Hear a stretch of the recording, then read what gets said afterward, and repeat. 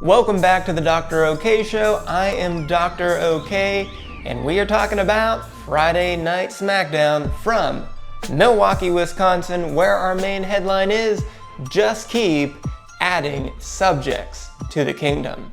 But we'll get to that one shortly, so let's start with the matches in order. So of course, we start with the top of the show with just keep exploiting rookie mistakes, as Bayley was able to duck a kick from B-Fab and then roll her up to get the win and advance in the United States title tournament. And Bayley is the one as she smartly let Candice and B-Fab fight it out for a few minutes at the beginning and then took advantage of B-Fab's inexperience, and when she saw the opening, she was right there to take it to steal a victory. So Bayley, she continues to be the queen of multi-person singles matches, going to 3-0 in all of them. Candice will be the 2s, as she really didn't do a whole lot, except for very smartly being able to sneak out of a powerbomb superplex combo and instead landing a vertical press on top of Bayley. But that was not enough, as she was mostly an afterthought, falling for the 4th straight match and going 0-5 in multi-person singles matches. And B-Fab is the 3s with a shockingly good effort out of her in just her 2nd singles match of the year, including landing a really nice facebuster and then what we can only describe as a beggar's version of a rock bottom. But even this was not enough, as she got off balance trying to kick Bayley in the face and she took the pin. So she does fall to 0-2 in multi-person singles matches. But mostly due to her good effort, we will give this an okay.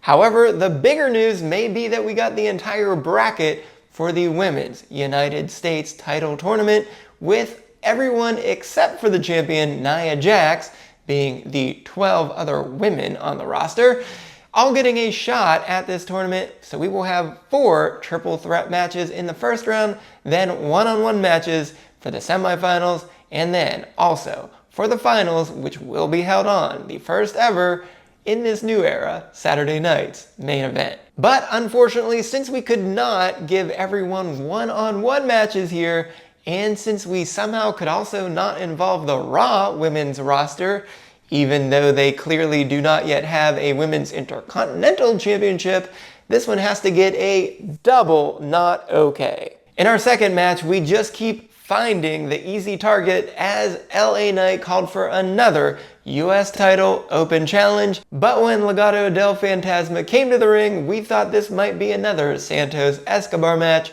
but instead, LA Knight smartly turned to Berto and made him become the challenger. And LA Knight is the ones taking advantage of Berto with a megastar elbow drop off of the top rope and then a BFT to get the win, which amazingly enough is already his 6th title defense since winning the title at SummerSlam and his 8th straight win overall. And he also reties Cody Rhodes with 13 one-on-one wins, improving to 13-5. And Berto is the 2s, and he got in some good offense, landing a nice missile drop kick off the top rope and also a springboard boot to Knight's face, but it wasn't enough, with his one-on-one experience severely lacking, as this was his first one of the year, and also just his 2nd singles match of the year, also losing in the Andre the Giant Memorial Battle Royal. But he'll also pick up his 8th fine of the year for punching Knight right in the face before the match even began. But hey, at least this time the refs did not immediately start the match, so I guess Knight at least got to get up before they started this time. So the big news might actually be that Shinsuke Nakamura showed up during LA Knight's celebration and beat him down from behind and finished him off with a Kinshasa. Amazingly enough, this is Nakamura's first appearance on Smackdown since he was drafted to them all the way back in April. So since he hasn't been around, this is just going to be his 2nd fine of the year for that post-match attack. And due to Nakamura's involvement making this a bit more interesting, we will give this an okay. In our third match, we just keep being irrationally angry, as Tommaso Ciampa came out and pushed Angelo Dawkins off the top rope and then beat down Montez Ford to cause a disqualification in this WWE Tag Team Championship match. So that makes the Street Profits the ones as they get a DQ victory, but not the gold that they were seeking.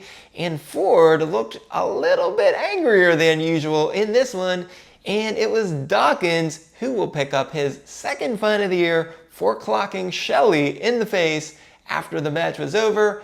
But the Street Profits do get their fifth traditional tag win in 6 tries and improve to 6-5. But the Machine Guns are the two, and they showed some good tag team moves yet again, but it didn't matter because they suffer their first loss that was not their fault at all. Unfortunately for them, they fall to 3-1 in traditional tags, but most importantly for them, they retain the tag team championships. But for Ciampa's interference for completely ruining this tag team championship match, we have to give him a 1-week suspension, and we have to give this a double not okay. And in our main event with our main headline of just keep adding subjects to the kingdom, we had Tiffany Stratton, Candice LeRae, Liv Morgan, and Raquel Rodriguez taking out all of Naomi's friends so that Nia could be the ones as she took advantage of Candice's distraction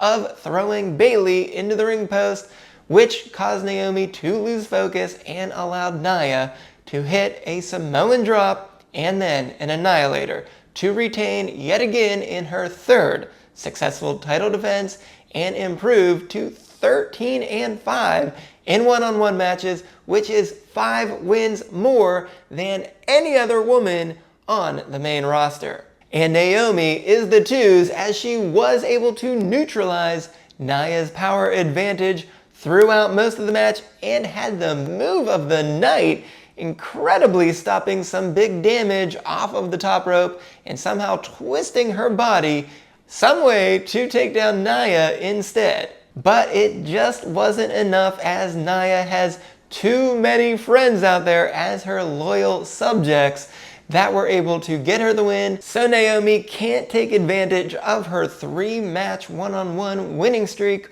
or her win over Nia in her previous match, so she falls to 7-6-2. But we do have some STFs here because Nia did get a whole lot of help. First, it was Liv and Raquel taking out Jade and Bianca backstage, with us seeing Liv throwing Bianca into an equipment box. And for this attack backstage, they'll both get 1-week suspensions, but because they were on this show and causing some interference where they're not allowed to be, both Liv and Raquel will have to pick up 2-week suspensions for that, giving Liv 5 suspensions for the year and Raquel 3 suspensions. But that's not all, because it was Tiffy who was the one who started the distractions at ringside when she punched Naomi from behind as she was just trying to get back into the ring. And when Tiffy tossed Naomi back in there, Nia was right there to land a devastating leg drop to the back of her neck. So that almost finished the match right there. So Tiffy will have to get an upgrade to a 1-week suspension, giving her her 3rd suspension of the year. But Naomi deserved better in this one, and this is leading to a comically terrible War Games match, it appears, and that's going to definitely give us a not okay. So let's go beyond the map for SmackDown, where Cody Rhodes kicked off the show calling out Kevin Owens to find him in the middle of the ring.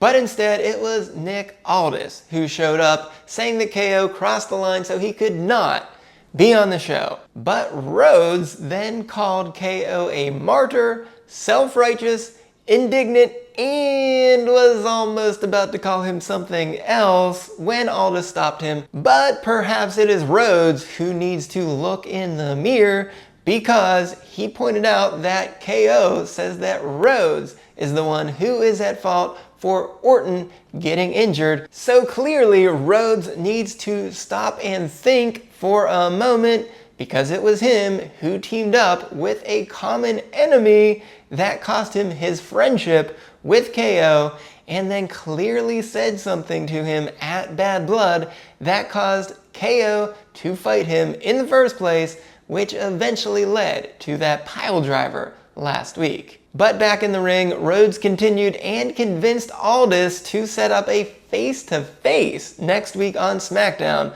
with Owens and Rhodes. But that led to another KO phone video where he said he was just doing what he was supposed to do and was just doing his job.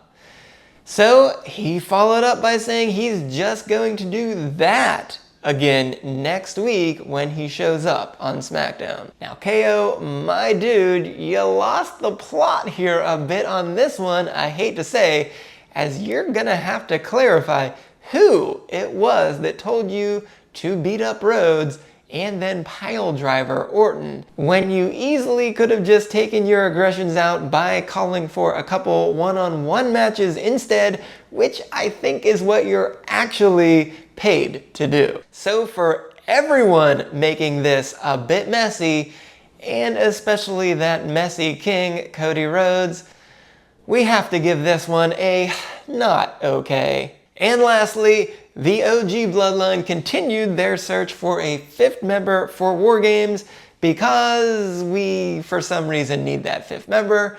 But LA Knight said no to Sami Zayn, so things were not looking good for them.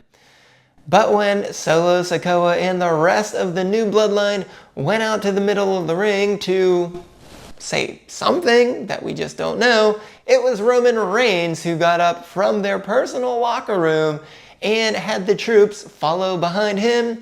They immediately went out to the ring and looked for a fight, and before Solo was even able to say anything, Rhodes commanded his troops, just like it was 2 years ago, frustrating, to just start swinging, and so that's what happened. Everybody started to brawl, and the new Bloodline looked like they had the better of it, with Sikoa ready to land a Samoan spike on Sami Zayn, but Reigns recovered just enough to stop Sikoa with a spear. However, Reigns and Fatu then squared off, but before they could really get into it, Big Bronson Reed came out of the crowd, and he then helped the new Bloodline dominate the old Bloodline, ending it with Roman Reigns suffering a Samoan spike, then a mighty moonsault, and finally a tsunami, before WWE officials